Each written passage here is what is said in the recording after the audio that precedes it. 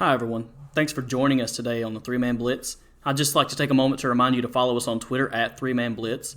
Visit us at www.3manblitz.com.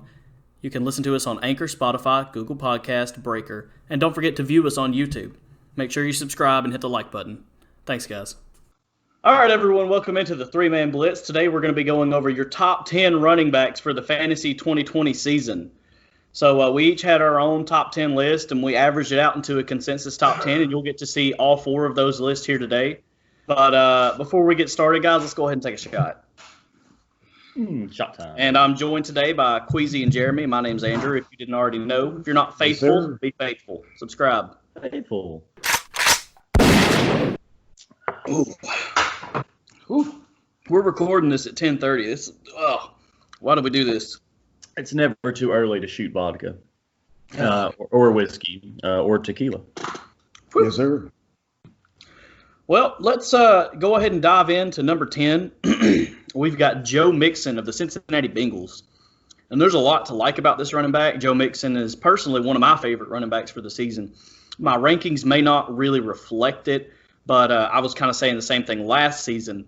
And he was kind of a letdown the first half of the season. Last half of the season, he kind of really – it seemed like they schemed around him more. But with Joe Burrow coming into Cincinnati, we're not quite sure how they're going to decide to do this. But no matter how you read it, Joe Mixon is an absolutely talented running back. His evasiveness in the open field, making people miss, it's just extremely valuable to this team who doesn't have a very good offensive line. And I think he's got good hands, as does Giovanni Bernard, his backup. Hopefully we'll see Mixon getting more touches this season than and not really having them taken away by Bernard, as we've seen in seasons past. Yeah, I think he's more of the talented of the two between him and Bernard. And, people are starting to get more on him. I think they expect him to do a lot better. And, when you got old Burrow coming in there at QB, I think they may need to rely a little bit more on his hands. So I guess we'll see. Who's ringing? You ringing, Jeremy? I don't even know what it was. But yeah. Oh, Queasy, you got anything on Mixon, dog? Yeah, I think they'll they have a lot of talent there. Of course, new quarterback, AJ Green coming back. That running back is going to definitely help them out, and he has a lot of potential. So I think he'll do well this year, man. All right, number 9, we're moving on to Austin Eckler. And if you paid any attention to the first half of the season last year, before Melvin Gordon actually came back to the Chargers, Austin Eckler was putting up like Christian McCaffrey-like numbers. This guy is extremely talented. He's very good receiving out of the backfield. He's got hands. He doesn't drop passes. And he's also a very elusive runner. I look for him to really sneak up draft boards this year. And, I think you can snag this guy in the second round, and he will definitely add so much value to your team. Yeah, I think versatility is what you look for, right? Versatility with Eckler. And you're right, when Melvin Gordon was out, he played really well. And so he's a guy being versatile. He can run the rock really well, but he's got really good hands. So fantasy-wise, that's what you want, a guy that's going to be on the field. And I don't think he really has a very great number 2. So he is the guy. So that's another a big star next to his name, and why you should draft him relatively high, and why we have him number 9. Yeah, that versatility is greatly needed in that fantasy. I think that he'll do well. Wide open for him, brand new quarterback, a lot of potential. He's definitely gonna be the number 1, so he got to worry about anybody else. So I think he'll be focused and do well. All right, moving on. Number 8, we've got Nick Chubb, and I'm really high on Nick Chubb. I think that a lot of people are kind of shying away from him because of Kareem Hunt remaining in that backfield, Queasy being one. And I've got to get this article out there. I've been talking about it for a little while. A case for Chubb. I'm gonna get it, guys. I promise. I'm gonna get it. I'm really slow. One day before the season. But a lot of these things that people are looking at as negatives are really positives. And if it's scaring people away from him, then you go ahead and grab him when he drops to you in late first round, early second round. He was second place last season for most rushing yards in the NFL. A lot of people don't even realize that, behind only Derrick Henry, who just surpassed him at the end of the season when he was really going off. And he's on an offense that's it's got talented receivers. It's not very pass heavy, though, as we saw last season. Whenever they try to be that, they fail. And I think that they will focus more on Chubb this season. him and Hunt, and I think it's going to be a very good season for the Cleveland running backs.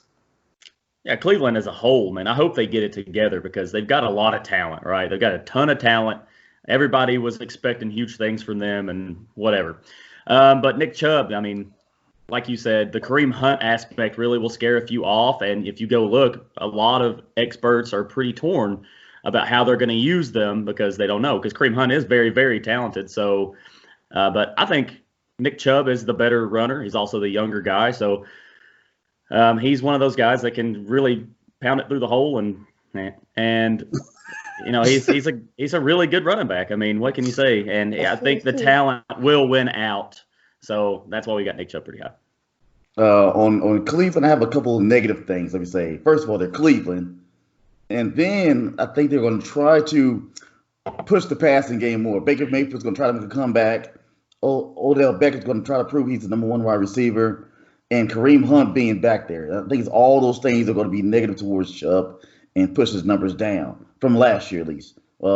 He's definitely proved me wrong. He's really strong, really good, but I think all those aspects are going to push him down this year. I think a hidden thing that you would have to look at that most people don't look at when they just play fantasy is that defense really needs to play well so they can continue running the football. Because, of course, if they get behind in games, yeah, Baker Mayfield's going to have to start airing it out because, you know, you only have so much time in a game.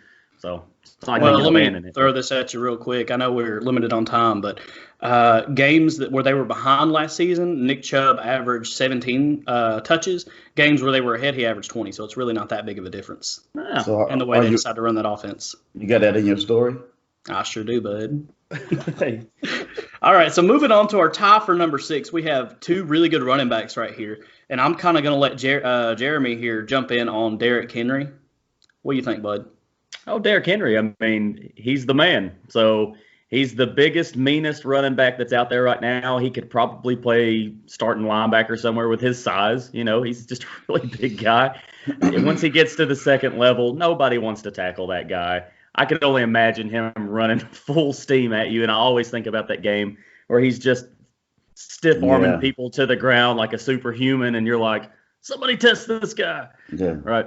So he's just fantastic. I think he should be good just for the sheer volume of carries that he should continue to get. I know there was an article out that said that he wouldn't get as many, and they wanted to use him more as a change of pace back, but that would just be asinine if they do that. Tennessee, so you can just go ahead and put him in the lower echelon of NFL teams, in my opinion. But hopefully they continue the route and just keep feeding him the rock. He's a crazy athletic specimen. Just give him the ball and let him go. Yeah, I don't have a lot of faith in Tannehill as quarterback, so I think they will be handing out the rock a lot more. So his number will stay pretty high. They'll have a lot of high usage. So I think his numbers will still stay up there. And definitely he's a beast. You don't want to be in front of him. My concern about Derrick Henry, which I really like Derrick Henry as a running back. Don't get me wrong when I say this. But my concern is that he's actually going to be losing touches because they're not going to want to pay him all this money next season when they actually do have to sign him. They hit him with that franchise tag, and they paid Ryan Tannehill, the league's best backup, a starting quarterback salary, and they're going to be pushing that ball through him. They're going to be expecting him to make a lot of really good plays through the air, and I don't see it. And that's my concern. But when you guys talk about, you know, Derrick Henry and all the upside is there within the running back. But my faith in the team is why I've got him ranked so low, because I don't think he's going to be used right.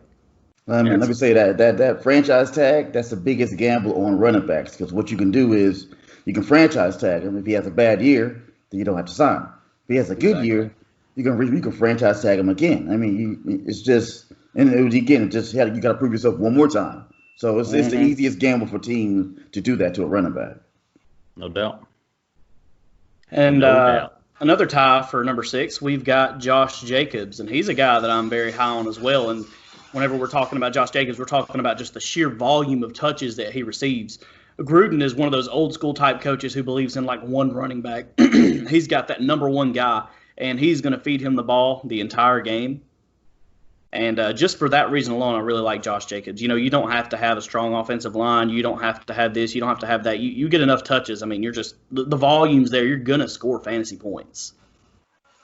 Yeah, and Josh Jacobs is another one of these guys that can do both. You know, he can carry it out of the backfield and he can catch. So I think you'll see a running theme probably more so often now and in the past couple of years and going into the future that your best fantasy running backs are the guys that can do both. You very rarely see a guy that just is a rusher now because the game's evolved. But Josh Jacobs, man, I like him a ton. That's why we've got him up tied for 6th. If you look at the bright spot on a team that's kind of always in the bottom half and they're trying to aspire to be better, it would be Josh Jacobs. I would look at him as being one of the better spots on that whole team. So I like Josh Jacobs. I like Josh Jacobs a lot. I think he has extreme talent, very versatile. In a lower tier, I would put him easily with Barkley and McCaffrey. And he has that kind of talent. I think just the team around him that makes him where he's at. But he's definitely a lot of potential, and I think he'll do well again this year. Absolutely.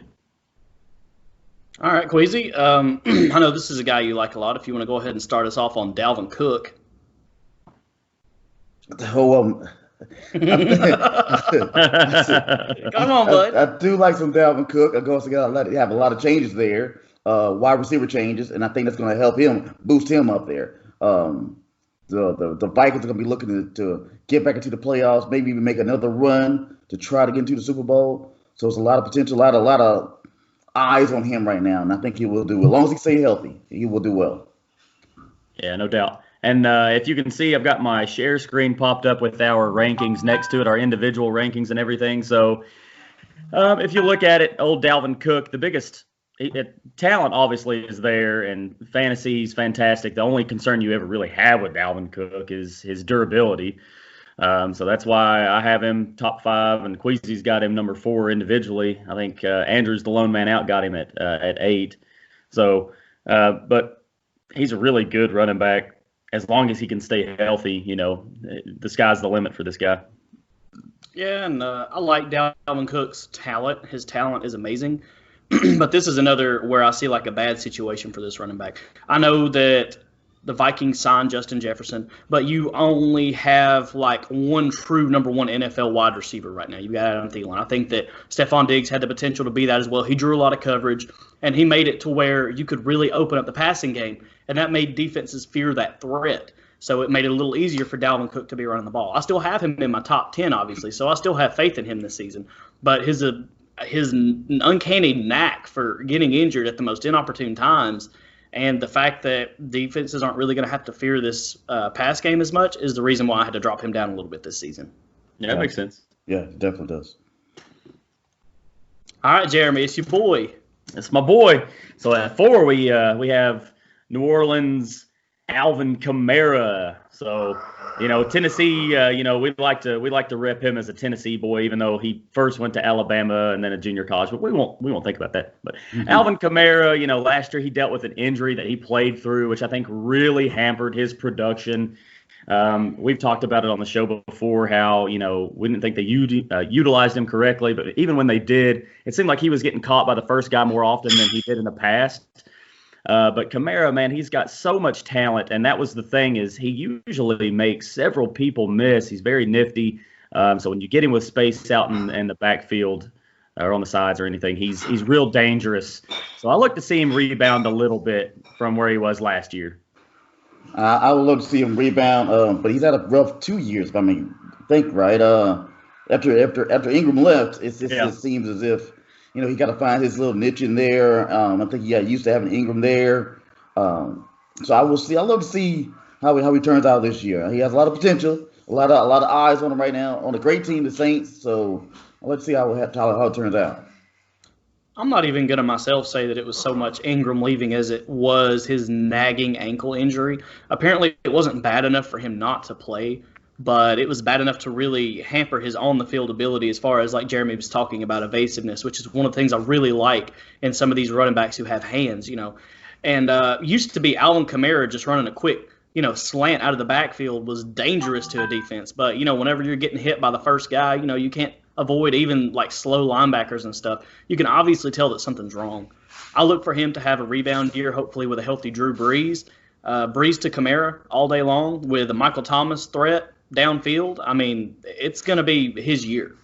Yeah, the Michael Thomas aspect can't be underplayed the fact that they have such a number one type receiver really helps Kamara. It's one of the, it goes hand in hand. Sean Payton's got a wealth of talent in those two positions as their number ones anyway. Definitely. And at number 3, we have Dallas Cowboys, Ezekiel Elliott. Now, I really do have to say that Ezekiel Elliott might have actually crept higher on this list and could have surpassed Saquon had it not been for his slow start last season. But I credit a lot of that to the fact that he came on very late. And that's because, he was holding out for a contract and this and that, which the Cowboys eventually did pay him. But, once he got back up to game shape and game speed, everything was fine, and he was the running back that we thought he was going to be. And I look for him to be that same guy again this season. Agreed. Yeah, I think Ezekiel Elliott is by far one of the most talented running backs in the league, and it doesn't hurt when you've got one of the better offensive lines to run behind. So there for a couple seasons, it was like the Dallas Cowboys have the best offensive line, and they're still in the conversation. But they have a wealth of weapons, which some may look to the point of that saying that, he won't be as good. But I think it'll help him. Anything that can get guys out of the box will help Ezekiel Elliott. So he's very talented. He's more to the point of just your all-around rushing type running back. He can catch, but I think, he's not on par with like McCaffrey or Kamara or people that will actually catch a ton of balls. So fantasy-wise, he's just really talented, and he'll get a lot of touchdowns. Yeah, definitely daily in the red zone. Great running back. Again, I'm not big on Dallas Cowboys. You can't deny this man. I've seen him run through a lot of people. Evasive, super talented. I think he will have something to prove again this year, and he's going to be the thing that's going to lead the Dallas Cowboys to where they want to go. And one more thing, if I may, on Ezekiel Elliott is a lot like we saw with Leonard Fournette last season with the Jaguars. The Cowboys were not afraid to force feed him the ball. You think of Ezekiel Elliott, you don't think of a pass catching back. But, if you force that ball in there enough, he's going to get these fantasy points. He's going to have the receptions. He may not have, the best hands of any running back in the league, but like I said, you're getting fed the ball. The points are there. Playing behind Andy Dalton, I think this will be his year. Hey, and if it does end up that Dak Prescott does sit out the year and it is Andy Dalton, I would say Saquon's value just goes up more. You mean Elliott? Oh, yeah, I'm sorry. Elliott. What did I say? Exactly. I'm sorry. I'm already looking at Saquon over here. Yeah, Elliott's value will just skyrocket. Since you've already took us into it, Jeremy, why don't you go ahead, bud? Yeah, so number 2 on the list, Saquon Barkley from the Giants. So, yeah, I'm already looking ahead at him because, and there's a reason, I really, really like Saquon Barkley. He's just a fantastic running back. He's your prototypical guy. If I was running a team, it would be a Barkley type guy that I would want. He's huge. His legs are like huge, so he's got a lot of leg power. He can run the ball really well. He's very young, very, very talented. You just can't say enough good things about him, and he's one of the few guys that actually elevated his team just by being there. At one player at the position made them so much better. And I think that's the reason you see the Giants kind of on the uprise in football, and why people are kind of excited about New York Giant football. Well, I don't see them up on the uprise, but ooh, I do. But the Barkley definitely is super talented. As you would say, very evasive, very versatile. It's definitely really good to see how he comes off this injury, and this could be his year to set himself as the number one running back instead of a past year. So I have a lot to look for right now. Yeah, and I have to agree with Queasy there. It would not surprise me one bit for him to surpass Christian McCaffrey as number 1 on this list. But the thing about New York is you see their commitment to actually improve their offense. They have some decent receivers. They've got a good tight end. And they actually built on this offensive line through the draft and through the offseason. So they're looking at keeping their running back and their quarterback standing upright and being able to actually, make a hole for them to push the ball through. And, once you get Saquon on the edge there, like, he is gone, dude. And even if you do touch him, you're not bringing him down. Yeah. Like, he may not be the most evasive running back, but by God, he will put you in the dirt just like Derrick Henry. You try to grab those thighs that are like this big. I mean, you just can't do it. Yeah, he's watch highlights on this guy. It's insane. I didn't realize he was as big as he is, but he's a pretty big dude. Yeah, it's the lower half that's so big. It's his legs, man. They're huge. Well, you say the lower half, but in the combine, he tied with Nick Chubb for most bench press reps, and Nick Chubb is freaking huge. Yeah. Like, he's just a beast all around. They're saying he's the best running back to come out of the combine in the last 20 years, and I don't doubt it. No doubt. And that's one of those things, when people put like he's the prototypical specimen or however you want to frame it, like you've heard that kind of thing before and people would probably use it too much. But that is Saquon Barkley. That's the kind of guy he is. Yeah. And he's got hands. And he does have hands. Probably not utilized enough, honestly. No. Not for fantasy anyway. And moving on to our number one, it was really hard to unseat this guy. We just couldn't do it, couldn't find any argument for it. I tried, I looked, and I'm looking at their offense being a little better than last season, but, still they're going to have to rely very, very heavily on Christian McCaffrey down in Carolina.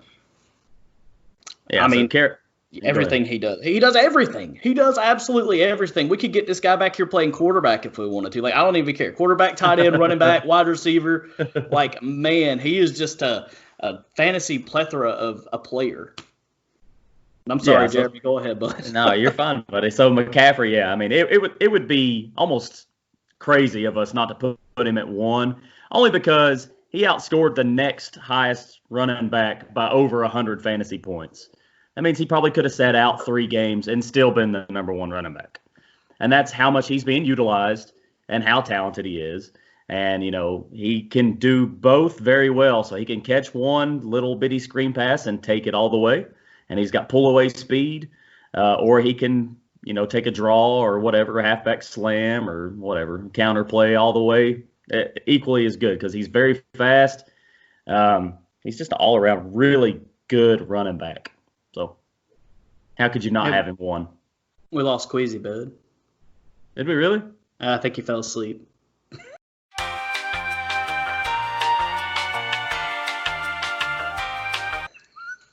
Queasy. Oh, it's all right. We'll get him back. But really, guys, that wraps up our top 10, and I'm sure Queasy would pretty much just reiterate some of the same things we had said. Like, his receiving is really what sets him apart, honestly. And right. You just got to love Christian McCaffrey. If you don't take him number one off the board, then you must really have a solid reason to have faith in somebody else. And no doubt. You're just probably missing an opportunity, most likely. Yeah, so I would love to see the percentage of people that don't take him number one, and I'd love to hear their reasons why, because that's just crazy. And it's also extremely impressive that happened, that he's number one and did it by such a large margin because they were so bad, right? So the fact that he was able to do it on such a bad team, and they're still pretty bad, honestly, means that they're probably not going to deviate too much. And now they have Joe Brady. So, hey, Queasy. Hi, Queasy. Welcome back.